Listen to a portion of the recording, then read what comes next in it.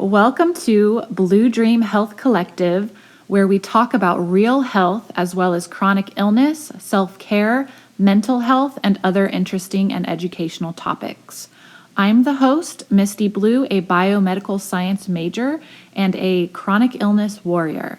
Thank you for tuning in, and I hope you love this episode. Hey, so I wanted to start my first episode out by introducing myself and explaining what Blu Dream Health Collective is. Blu Dream Health Collective is the start of a journey to better our community and to address invisible, rare, and chronic illnesses, mental health, healthcare equality, and other patient issues while working towards goals, breaking stigmas, and linking resources.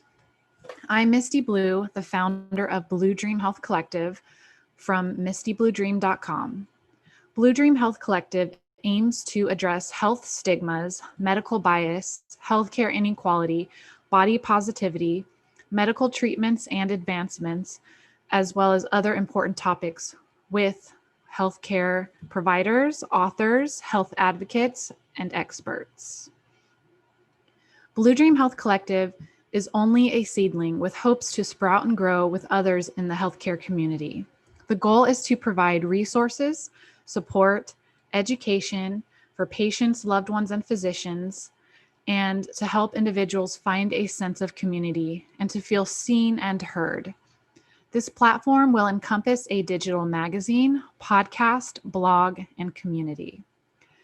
Mental health has always been tied to stigmas, and it's something that most people tuck away and hide, sweeping it under the rug until they just can't deal anymore.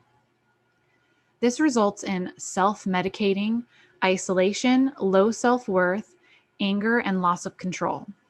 Being able to manage your depression, PTSD, and other mental health issues are crucial for your well-being. We live in a world that is wrapped up in diet culture, suppressing emotions, and toxic positivity. Blu Dream Health Collective wants to provide a safe atmosphere for people to learn how to cope and to work through their thoughts. This is a tool that is important to learn in life, and many do not ever get the opportunity to have. It is time to shed light on mental health so that we, the people, can leave the darkness and find help without fear.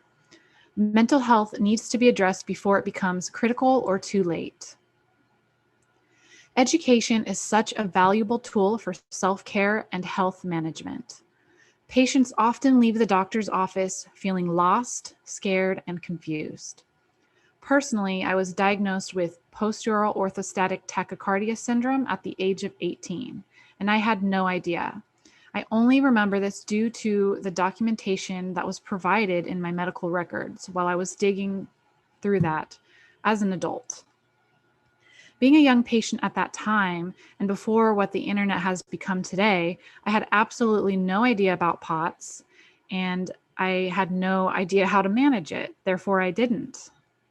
A common treatment for POTS is to be on a high salt diet. That helps to increase your blood volume. So for approximately 10 years or so, I avoided salt. I avoided salt because I heard once somewhere that if you have heart issues, that you should avoid it. But really, that's specific to high blood pressure. And so I avoided salt. And it turns out that I actually needed salt, and I needed a lot of it, thus making my symptoms much worse and spending years of my life with a mismanaged condition that I had no idea how to treat. Though I had seen multiple doctors and had endless visits with specialists, I had never had any mention of POTS again until my 30s, and at this point my symptoms were so severe. Having the diagnosis of Wolff-Parkinson-White syndrome, which is also known as pre-excitement syndrome, this is where your electrical pathways in your heart produce arrhythmias such as supraventricular tachycardia, which are rhythms that go up into the 200s. So this led me to fall into a position where any other possible diagnosis was missed.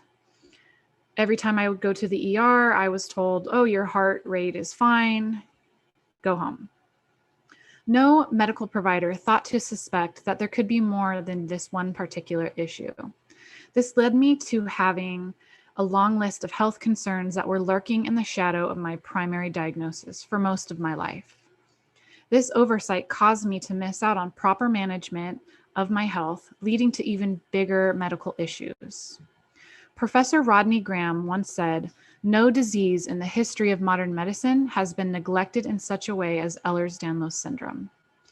This statement has resulted in many patients like myself to become their own expert, as most healthcare providers are trained that when you hear hooves, to think of horses and not zebras. But what happens to the zebras in this case? Though they are rare, they do exist. So when you think of rare, perhaps you think of a small number like 1%. Well, 7.8 billion people is the approximate world population at this time.